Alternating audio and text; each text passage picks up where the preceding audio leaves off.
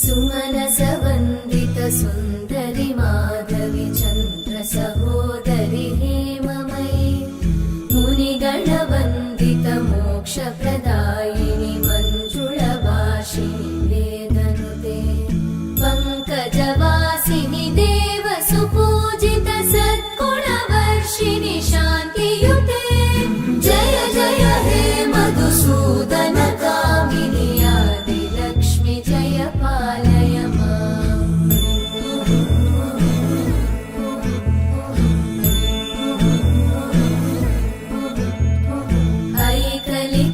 ऐकलिकल्मषनाशिनि कामिनि